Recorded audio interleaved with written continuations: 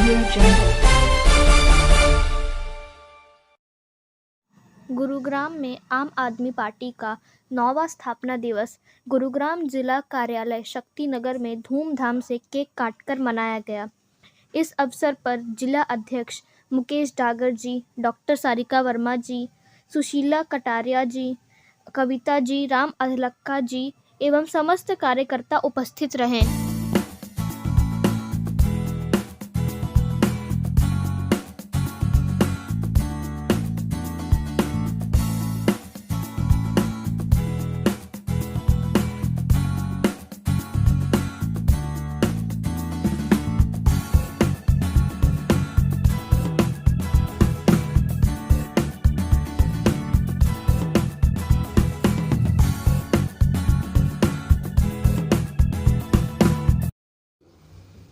आज हम पार्टी का स्थापना दिवस मना रहे हैं। हम जिला कार्यालय गुड़गांव के अंदर आज बैठे हैं और हमारे बीच में हमारे डॉक्टर सारिका जो भाषापुर से हैं, महिला दस हैं, कविता जी हैं, राम अधलक्का जी हमारे बीच में बैठे। आज हम मिलकर स्थापना दिवस मना रहे हैं। पार्टी बहुत ज़्यादा ग्रोइंग उस स्टेप पे चल रही है। आने वाले समय में पार्टी अपनी नीतियों को लेके, अपने चरित्र को लेके पार्टी दिन ब दिन स्टेप टू स्टेप वाइज आगे जा रही है। आने वाले समय आम आदमी पार्टी के लिए बहुत बेहतरीन होने वाला है। बहुत से साथी हमारे यहाँ हरियाणा के अंदर 5 लाख साथी इसके मेंबर्स हैं और 50,000 हमारे एक्टिव मेंबर हैं, जिसमें से 1000 हमारे पद अधिकारी हैं। ये आंकड़ा हमारा जो दिल्ली से है उससे आया हुआ है। आपके बीच में मैं एक बात रखना चाहता हूँ। पार्टी अपनी नीतियों को लेके, अपने दिल्ली मॉडल्स को लेके, पहले गुजरात मॉडल भारत में चलता था, परंतु आज जो सबसे ज्यादा चर्चा है वो दिल्ली मॉडल की है। दिल्ली मॉडल को लेके, चाहे वो स्वास्थ्य हो, शिक्षा हो, पानी हो, रोजगार हो, शहीदों के लिए हो या किसानों के लिए हो या पराली के मुद्दे पे लेके हो, हर चीज के लिए पार्टी भारत में और स्टेटों से अच्छा करती आ रही है। दिल्ली का मॉडल दूसरे स्टेट आज उसको यूज करना चाहते हैं, अपनाना चाहते हैं। इसी नीति को लेके पार्टी हरियाणा में भी अपना दिन पर दिन विकास कर रही है। आने वाले समय में पार्टी हरियाणा के सभी सीटों पे, चाहे वो विधानसभा की हो, चाहे जिला परिषद की हो या हमारे पंचायत स्थानीय निकाय चुनाव हो, सभी में पार्टिसिपेट करेगी और पार्टी आगे बढ़ेगी। और हम उम्मीद करते हैं कि आप सब उसमें भागीदारी उसमें आपकी होगी। ऐसी उम्मीद करने के साथ हम आपको सबके लिए बधाई देते हैं। बड़ा अच्छा दिन है। आज हमारी पार्टी ने आज जन्म लिया था और आज हम पार्टी का स्थापना दिवस मना रहे हैं। नमस्कार, आप सभी को आम आदमी पार्टी का 9th बर्थडे बहुत बहुत मुबारक हो। 9 साल पहले आम आदमी पार्टी एक आंदोलन से शुरू हुई थी और करप्शन के खिलाफ लगातार काम की राजनीति की बात करी है।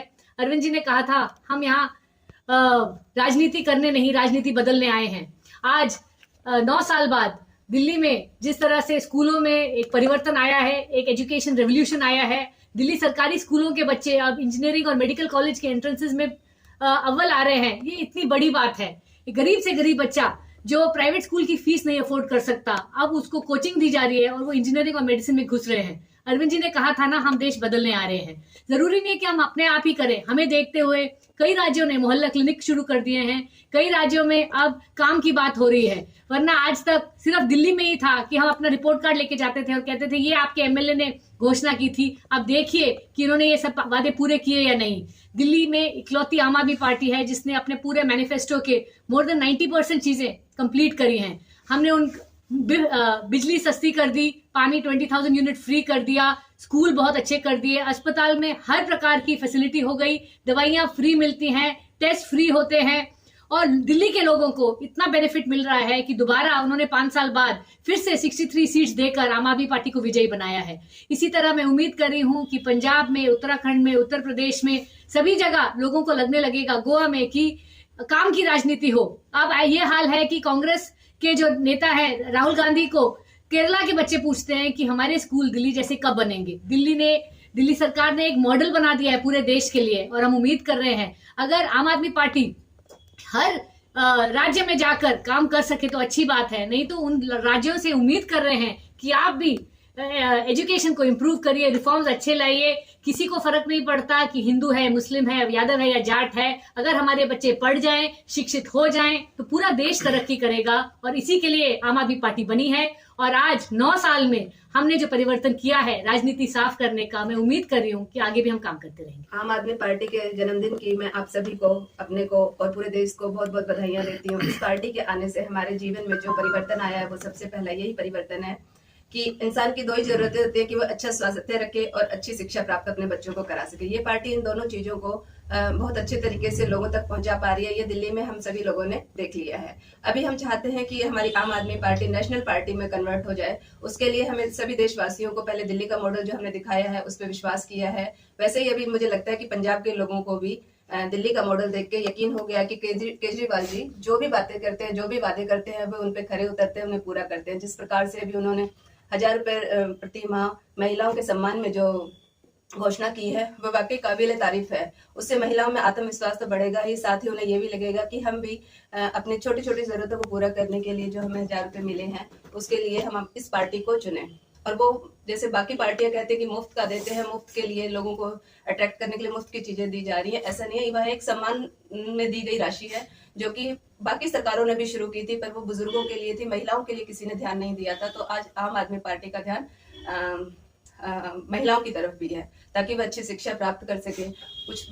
कुछ बच्चे जो कि कॉलेज नहीं जा पाते थे, अब उनकी फीसें आराम से उस 1000 रुपए में वो अपने पर्सनल खर्चे निकाल पाएंगे और शिक्षित हो पाएंगे। मुझे लगता है कि पंजाब में हमारी पार्टी अगर आती है तो उसके बाद शायद हमारी पार्टी का जो रुख है वो और अच्छे से उभर कर सामने आएगा देश के सामने।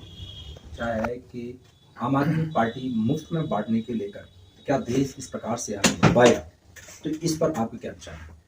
देखो, ये मुफ्त का जो शब्द है ये बड़े लज्जा से भरा हुआ शब्द है। हमें इसको मुफ्तखोरी नहीं करनी चाहिए, ना कहनी चाहिए। जो इस तरह के शब्दों का यूज करता है वो जनता के हित की बात नहीं करता। जनता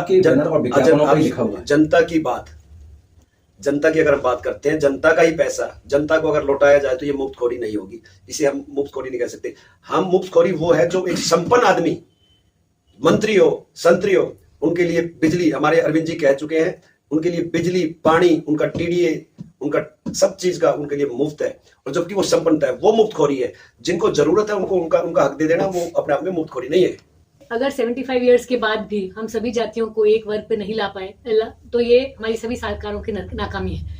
अगर आज भी 75th ईयर ऑफ इंडिपेंडेंस में हमें जाति के ऊपर, कास्ट के ऊपर रिजर्वेशन करनी पड़े, ये बहुत बड़ी भूल है इस देश की।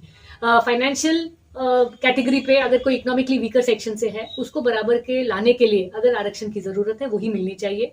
जो क्रीमी लेयर है उसको डेफिनेटली हटाना चाहिए। और मुझे जो मानना है, ये मेरा व्यक्तिगत ओपिनियन है कि कास्ट बेस्ड रिजर्वेशन लाइफ में सिर्फ एक बार यूज होना चाहिए, या तो स्कूल में घुसने के लिए, या कॉलेज में घुसने के लिए, या पोस्ट ग्रेजुएशन के लिए, या जॉब के लिए। ये एक क्रच नहीं है कि आप हर बार उसका इस्तेमाल करें, क्योंकि फिर मेरिट जो है वो कम हो जाता है। तो ये मेरा पर्सनल ओपिनियन है, क्योंकि रिजर्वेशन पे लोग बहुत ज्यादा कास्ट बेस्ड पॉलिटिक्स करते हैं, मैं उसके विरोध में। आज स्थापना दिवस है। स्थापना दिवस को लेकर आज संजय सिंह सांसद और अरविंद केजरीवाल का एक विज्ञापन जारी हुआ है उत्तर प्रदेश में कि हमारे स्थापना दिवस पर हम एक नई राजनीति की शुरुआत करने जा रहे हैं। तो वो नई राजनीति जो है वो क्या अभी तक नहीं थी, वो कौन सी नई राजनीति है? देखिए, उत्तर प्रदेश में अभी पिछले 20 साल से, जब से मैंने पॉलिटिकल होश संभाला है, हमेशा सिर्फ जातिवाद और रिलीजन पे पॉलिटिक्स होती रही है। हिंदू मुस्लिम की राजनीति होती है, कभी वहां पे कब्रिस्तान और शमशान की बात होती है, कभी वहां हर प्रकार के जो डाइवर्सिव पॉलिटिक्स खेली जाती है। लेकिन उत्तर प्रदेश में इस बार वो काम की राजनीति की बात करें जो पिछले 20 साल में मैंने नहीं देखी है। वहां स्कूलों की बात करी जा रही है, वहां जिस तरह आपको पता है कोविड में लाशें गंगा में बह रही थी, उसकी बात हो रही है कि हेल्थ इंप्रूव करेंगे, स्कूलों को इंप्रूव करेंगे, एजुकेशन स्तर इंप्रूव करेंगे। आपको पता होना चाहिए उत्तर प्रदेश में जो पूरे कंट्री का जो रिप्रोडक्टिव रेट है वो सबसे हाई है। जिस दिन एजुकेशन बढ़ जाएगा, ऑटोमेटिकली एक लेडी जो 7-8, 8-8 बच्चे करती हैं, अगर एजुकेटेड होगी तो वो नहीं करेंगी, उनकी हेल्थ इंप्रूव होगी। एजुकेशन के जरिए, हेल्थ इंप्रूव करने के जरिए एक नई राजनीति की स्थापना करने की कोशिश कर रहे हैं और हमें इसका स्वागत करना चाहिए। तो ये जो आप कह रहे हैं कि महिलाओं की जो जनसंख्या की बात है, जनसंख्या कानून नियंत्रण बढ़ना चाहिए, ऐसा आपकी कहना है? नहीं, मेरा कानून से कोई लेना देना ही नहीं है। आप किसी भी स्टेट में देख लीजिए, अगर आप केरला में देखते हैं वहां जनसंख्या कानून नियंत्रण बनना चाहिए, नहीं बनना चाहिए? मेरा मानना है कि अगर आप एजुकेट कर देंगे तो कानून लाने की जरूरत नहीं पड़ेगी। ये जो चीज है ना, जो मुस्लिम समुदाय जो है जिस प्रकार से वो दिन प्रतिदिन अपनी आबादी को बढ़ाता जा रहा है, कहीं ना कहीं जो हिंदू हिंदुओं को देखा जाए तो उन्होंने तो कम कर दिया है, वो एक बच्चे दो बच्चे पे ही वही परसेंट जा रहा है, पर लेकिन मुस्लिम जो फैक्टर है वो 5 के 25 कर रहे हैं। ये आपकी बहुत बड़ी गलतफहमी है और अगर आपके माध्यम से मैं ये करेक्ट करना चाहूंगी। अगर आप केरला में देख लें जहां education rate is more than 100% literacy है, वहां हिंदू हो या मुसलमान हो या क्रिश्चियन हो, उनका सबका फर्टिलिटी रेट सेम है। और अगर आप यूपी में देखेंगे, चाहे वो हिंदू हो या मुसलमान हो, उनका फर्टिलिटी रेट बहुत हाई है। ये मेरी डेटा नहीं है, ये यूएन का डेटा है, WHO का डेटा है। और आपसे रिक्वेस्ट करूंगी कि रिलीजन को छोड़ के आप अगर दूसरा फैक्टर देखेंगे वो है रिलीजन का फर्क सिर्फ 0.1 डेसिबल 1% का है, और अगर आप एजुकेशन का देखेंगे उसका 2% का फर्क है। तो that's a very big difference. Last प्रश्न है, इसी का एक जवाब मैं बता देता हूँ। आप हिंदू और मुस्लिम, जिस दिन आप लोग ये हिंदू और मुस्लिम छोड़ दोगे और भारतीय कहने लगोगे, हम उसको अनएजुकेटेड पीपल्स भी कह सकते हैं, हिंदू या मुस्लिम कहने की बजाय। तो अगर हम उसको मुस्लिम और हिंदू ना कह के उसको अनएजुकेटेड पीपल बोल दें, तो कास्टिज्म को तो हम खुद बढ़ा रहे हैं, हम खुद उनके अंदर डिफरेंसेस पैदा कर रहे हैं, आप अलग अलग वर्गों में उनको बांटते जा रहे हैं। तो ये ऐसा नहीं होना चाहिए। आप उनको सिर्फ उनको अगर कहें तो अनएजुकेटेड पीपल्स कह सकते हैं, जो जिनको समझ नहीं है कि जिनके, और जब जिस दिन शिक्षा का विस्तार होगा, जिन बैकवर्ड एरिया में शिक्षा का विस्तार होगा, तो ये लोग समझेंगे और उससे बिल्कुल जनसंख्या को अपने आप ही कंट्रोल करेंगे। अच्छा, मेरा आखिरी प्रश्न है कि नई राजनीति के साथ में आम आदमी पार्टी नहीं बढ़ रही है, आगे बढ़ रही है, तो आगे बढ़ने के साथ साथ में क्या, तो एक दिन पहले संजय सिंह जी अखिलेश यादव से मुलाकात की, तो क्या किसी के साथ गठबंधन करने से नई राजनीति की शुरुआत होगी? देखो, हम इसके बारे में बता देते हैं। ये निर्णय तो हमारे जो हाईकमान है उन्होंने लेना है। अगर किसी के सहारे, विचार तो होगा आपका कि अभी तक हमारा ऐसा कोई विचार नहीं है।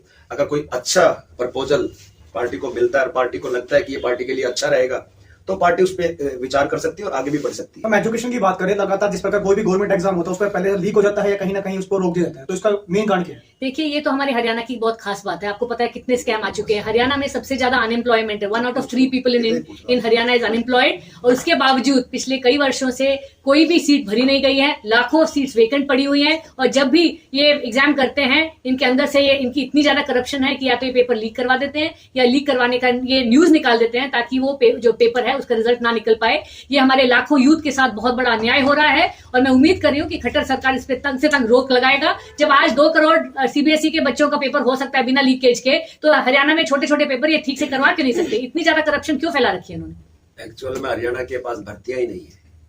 वो बहाना ढूंढती है कि पेपर लीक हो गए हैं, कैसे हुए। एजुकेशन सिस्टम वीक है, तंत्र वीक है, तो इसके कारण जब भर्तियां इनके पास नहीं है तो इनको कोई ना कोई तो बहाना कि लीक हो गए, किसी ने रीट डाल दी है। कितनी भर्तियां अभी तक, कितनी बार पेपर हो चुके हैं, और आप देखो अमल में कितना आया है, कितनी नौकरियां लगी है, किसकी लगी है। टोटली प्राइवेट सेक्टर में नौकरी है, अभी तक यहाँ कोई नहीं।